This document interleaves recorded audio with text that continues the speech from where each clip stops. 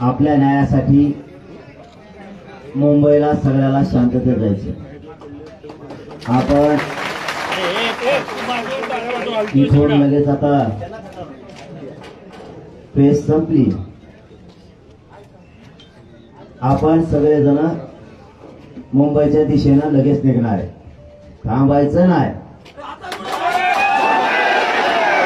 शेवटी आपल्यासाठी आपल्याला आपल्या लेकरांचा न्याय सुद्धा खूप महत्वाचा आहे।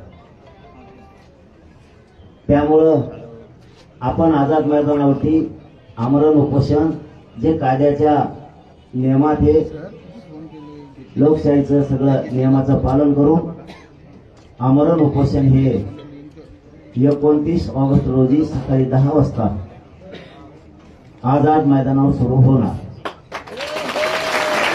आपण सगळ्यांनी समाजाची मान खाली होईल असं एकाने वागायचं नाही। आपल्याला आता आरपारची शेवटची लढाई खेळायची, त्याच्यामुळं दम धरून माणूस बाजी जिंकू शकतो। जो कोण संयमानं राहील, ज्याच्यामध्ये डाव टाकायचा दम आहे, ज्याच्यात संयम पण आहे, ज्याच्यात आक्रमकता पण आहे, ज्याच्यात छत्रपती शिवरायांचे विचार पण आहे, तो माणूस 100% यशस्वी होतो। म्हणून सगळ्या डावांचा उपयोग करा, काही गडबड करू नका। जितके दिवस लागतील तितके, पण संयम ढळून द्यायचा नाही। अशी लढाई मराठ्यांनी सगळ्यांनी लक्षात ठेवा। दिसत नसलं, आवाज येत नसला तर शांत चित्ताने ऐका। अशी लढाई जगाच्या पाठीवर कधी झाली नसेल।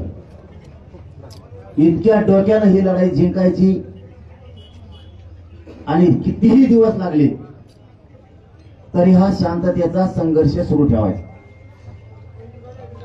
देवदेवतांच्या नावाखाली आपल्याला विनाकारण आपली अडवणूक केली जाते, विनाकारण आपल्याला त्रास दिला जातो। आम्ही हिंदू असून आमच्या सणावारात आम्हाला लोक रोखलं जातं। गणेश उत्सव सण आमचा, पिढ्याना पार आम्ही गणपती बाप्पाची, महादेवाची, सगळ्या देवांच्या पूजा करतो। आणि आज ज्यांना हिंदुत्वाचं खरंच काही देणं घेणंच नाही, धर्माचं देणं घेणं नाही, फक्त राजकारणासाठी हिंदू लागतो, ते लोक खोटे हिंदू खऱ्या हिंदू धर्म चालवणाऱ्या पोरांना, लोकांना अडवलं जातं। आमचा गणेश उत्सव आम्ही पिढ्याना पार परंपरेनं सेवा करतो आणि हिंदू धर्माच्या देवाच्या नावाखाली आमची हिंदूची चालवणूक का, या सुद्धा प्रश्नाचं उत्तर अमित शहा साहेब आणि मोदी साहेबांनी सुद्धा देणं गरजेचं आहे। यासाठी तुम्ही मुख्यमंत्री म्हणून त्यांना इथं बसवलं का, हाही आमचा आता प्रश्न आहे। राज्यात अशांतता सणावाराच्या दिवशी सरकारलाच पसरायची।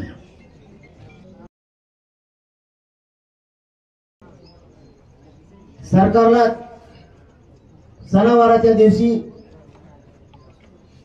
आमचे हिंदूंचे सण आणि आमच्या सणावाराच्या दिवशी मोदी साहेब आणि शहा साहेब, तुमच्या सरकारमधले मुख्यमंत्री जाणून बुजून आम्ही शांततेत येत असतानाही हिंदूला त्रास का दिला जातो, याच्यासाठी तुम्ही बसवलं का? तुमच्याकडून हिंदू सणाच्या दिवशी हिंदूलाच अडवलं, मग हिंदू विरोधी नेमके कोण? आम्ही काय तिथं दंगली करायला आलोत का? आम्ही काय धिंगाणा करायला आलोत का? मग आम्हाला हिंदूला अडवण्याचा हट्ट का? तुम्ही सरकार म्हणून हिंदू विरोधी काम कशामुळे करता, याचं सुद्धा उत्तर आता आम्हाला लागणार। आम्ही शांततेत येतोय, आमचा गणेश उत्सव आहे, आमचा देव आहे, आम्हाला कळतं आमच्या सणावारात, धर्माच्या सणावारात अडचणी नाही आल्या पाहिजे, अडथळे नाही झाले पाहिजे, आम्हाला कळतं. आमच्या सणावाराला, गणेश उत्सवाला गालबोट लागल असं आम्ही जिंदगीत बी पाऊल उचलू शकत नाही, कधी मेलं तरी पण आम्ही पाऊल उचलू शकत नाही. मग इतकं शांततेत येणारे लोक मराठ्यांचे आंदोलन करतात, तरी जाणून बुजून अडवलं जातं. याच्यापेक्षा काय शांतता पाहिजे तुम्हाला? आणि पुन्हा चूक झाकवायची सरकारला, विशेष करून देवेंद्र फडणवीस साहेबाला त्यांची चूक झाकवायची म्हणून देवदेवतांना पुढे केलं जात आहे. कारण त्यांना सांगून 4 महिने झाले, त्यांना फोन करून सांगितलं, त्याला आता 2 महिने झाले. मग तुम्हाला त्यावेळेस कळत नाही. आणि आता देवदेवतांना पुढे घालायचं, त्यांच्या आडोगी गोरगरीब मराठ्यावर अन्याय करायचा, ती कदापि आम्ही सहन करणार नाही. आता परवानगीचे अर्ज करायचे सांगितलेले मान्य न्यायालयानं, आपण ते करतोय, त्याच्यामुळे अडचण असण्याचं कारण नाही.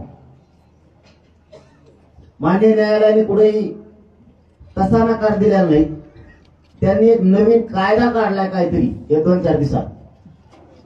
अचानक त्याची तारीख मला वाटतं 26 का 27 ऑगस्ट काहीतरी, 27 ऑगस्ट, त्या दिवशी एक नवीनच कायदा आणला. आणि त्या कायद्याअंतर्गत जागा कुठंच नाही त्यांना बोलायला आपल्याला, कारण लेखी निवेदन सगळ्या ऑफिसला आपण सादर केलेले रितसर. त्याच्यामुळे त्यांना आपल्याला परवानगीला, शांततेच्या आमरण उपोषणाला कायद्याचे सगळे नियम पाळून आपण करणार आहेत, त्याच्यामुळे त्याला पुढेच अडवता येत नाही. मग त्यांनी अचानक एक कायदा आणला, 2025चा काहीतरी कायदा आहे, आणि तीच दिली नाही. आमच्या वकिलाला माहित नाही, तुमचा नवीन कायदा आलेला आम्हाला माहित नाही. मग तुमचं प्रशासनाचं, सरकारचं काम होतं त्यावेळेस. आम्हाला निघायच्या टायमाला सांगते की अमुक अमुकने याचिका दाखल केली, याचिका बी कालच केली, निकाल कालच आला. आम्हाला पण सांगायचं, आम्ही न्यायालयाचा सन्मान करतो, आमची बाजू आम्ही मांडली असती. लगेच देवेंद्र फडणवीस असे कसले मग काय देऊ कोण त्यांचा सरकारी वकील, असं कसं होऊ शकतं? इतके दहशतवादासारखे डाव टाकायला नाही पाहिजे सरकारने, कारण ही खरंच लोकशाही नाही राहिली. आता हे लय लांब चाललं. आता अरे इंग्रजांना रोखलं राव, इंग्रजाच्या काळात सुद्धा उपोषण रोखले नाही, देवेंद्र फडणवीसच्या काळात रोखले जाते. काय अवघड आहे. आणि पुन्हा म्हणता आम्हाला बोलता, तुम्ही चुका करता. तसं आपल्याला ती रात्री कायदा माहीत झाल्यानंतर, कारण आपल्याला निकाल कधी आला, मला वाटतं 3 वाजता का काय काल, आणि आम्हाला कवा निघायचं आज रात्रीत काय करायचं. म्हणजे ते डाव साधला बरोबर, देवाच्या नावाखाली, उत्सवाच्या, गणेश उत्सवाच्या नावाखाली देवेंद्र फडणवीस डाव साधला. अचानक याचिका, लोक त्याचे समोरून म्हणणं मांडणारे त्याचे, आणि लगेच निकाल लागून घेतला. न्यायालय आमची बाजू ऐकून घेणार, आम्हाला माहिती, आणि न्यायालय आम्हाला न्याय सुद्धा देणार, कारण तेवढीच आधार आम्हाला जागा आहे. न्याय देवता 100% आम्हाला न्याय देणार आहे. आमचे पण वकील न्याय मंदिरासमोर, न्यायदेवतेसमोर उभा राहणार आहे. गेल्या वेळेस सुद्धा असंच झालं, न्यायदेवतेने आम्हाला न्याय दिला होता, हे सत्य आहे. त्याच्यामुळे यांनी अचानक एक गोळ केला, ही मराठ्याला माहितच नाही काय झालं.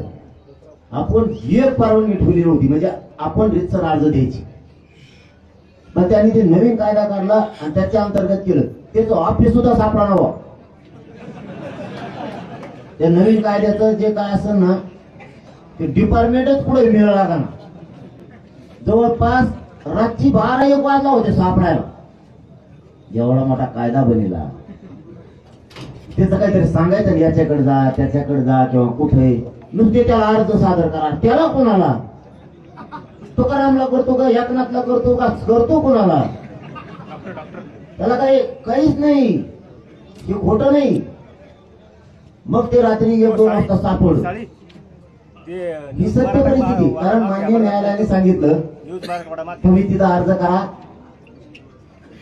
आणि परवानगी द्यायची का नाही बघा लक्षात ठेवा मराठी परवानगी द्यायची का नाही सरकार ठरवणार म्हणजे देवेंद्र फडणवीस पुन्हा तिथं जाणलं आता कळणार मला देवेंद्र फडणवीस मराठा विरोधी आहे का नाही हिंदू विरोधी आहे का नाही आता लक्षात येईल परवानगी नाकारली आपल्याला परवानगी नाही दिली की समजायचं याच्या आरक्षण द्यायचं जेव्हा आलं की देवाच्या आडून पाहिलं